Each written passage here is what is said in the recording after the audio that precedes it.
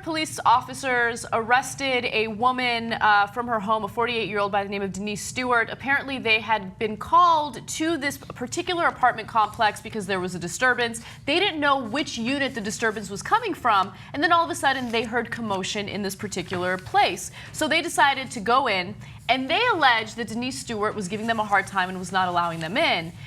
At that point, here's what happened. Take a quick look.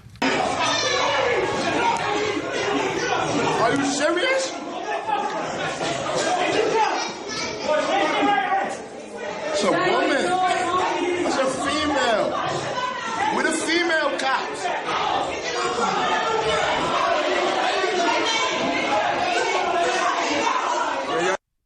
Oh, son, that's not right, man.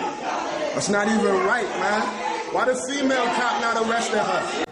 Now, the reason why we had to censor that is because they dragged her out of her apartment while she was wearing nothing but a towel. And as they were dragging her, her towel fell off and she was wearing nothing but underwear. So there were a dozen cops there. Everyone saw her naked. And you're wondering what happened? Like, why did it escalate to this point? Well, they go into her home, or they try to go into her home because they're like, there's a disturbance here. We hear someone yelling. And they allege that when they went in, when they finally got in, there was a 12-year-old daughter there who had bruises on her face, and she told police that she had been beaten. Well, it's a really curious thing for the 12-year-old to say, because later they arrested the 12-year-old as well as Denise Stewart. And the allegation from the family is that they punched the 12-year-old in the face. Now, apparently no one punched the 12-year-old hard enough for there to be actual bruises.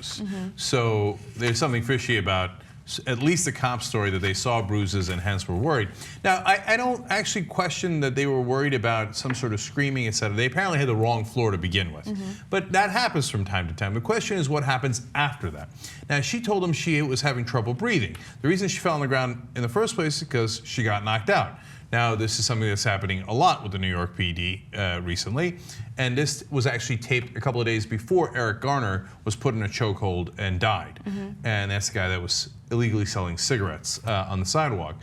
And so in this case, you've got so many things that went wrong. They arrest her, the 12-year-old. Now, family says that they assaulted her 4-year-old grandson as well. They basically arrest the whole family. They did, yeah. Okay, so if you were going to protect the family from, let's say, the mom who was naked on the ground, well, then why'd you arrest the whole family? Yeah, so this is according to a CBS affiliate in New York. Stewart and the 12-year-old were both arrested on charges of assaulting an officer. 2 of Stewart's grown children were also charged with resisting arrest, right?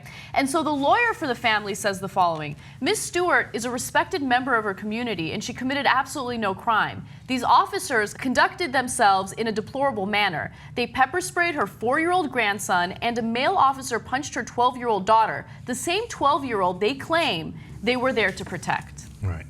Now, one of the other claims the cops are making is, well, she didn't want to get arrested and she wasn't coming peacefully. Well, maybe it's because you had the wrong house and she had just gotten out of the shower and she was in a towel and you come in and then immediately there was force. All those things could have led to why she didn't want to immediately say, oh yeah, sure, take me in my towel to your police headquarters and arrest me for what? Yeah. Right? It's clearly a false arrest. And why do you need like a dozen police officers to respond to this, right? Let's say you had like, I don't know, 3 police officers. Wouldn't that be more than enough to deal with a disturbance in an apartment building? I mean, people called in because they heard commotion. That's enough for you to like bring in the entire police unit? It just seems so excessive to me. Yeah. It's like they went in there looking for trouble as opposed to going in there to de-escalate a situation.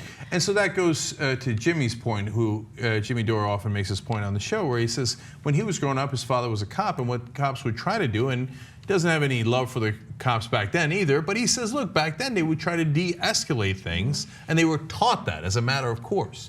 Whereas now it seems like as a matter of course, what the cops do is escalate situations. Go in there, rile people up so you can make some arrests and you can use excessive force. There's no reason to drag a woman who's wearing nothing but a towel outside of her apartment building into the hall like that. Did you really believe she was an immediate threat? Did you think maybe she had a weapon underneath her towel? I mean, no, because what it is if you don't immediately obey everything a cop says, right or wrong, okay, well, then you're going to have massive trouble. That's the biggest violation of any unwritten law there is, right? And it's not just in New York, of course. It's all across the country.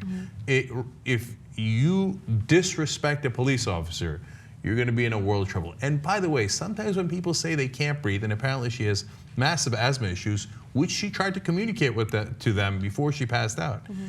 Especially if you're in New York, you might want to start listening, okay? Now, there's a lot of people who have passed out on one guy who died because they have breathing problems, and then you put them in a chokehold, or in this case, you rough them up a little bit. They're not always lying when they say they have breathing problems. Yes. You know what? Better safe than sorry. Let's take them at face value, and then after you've calmed the situation down, if you could ever do that again, then you'll find out what's true and not true. Yeah. And do some police work. I'm sure they're going to have an internal investigation into the matter to see whether or not excessive force was used, and it'll be impartial. There'll be no bias in that internal investigation. Right.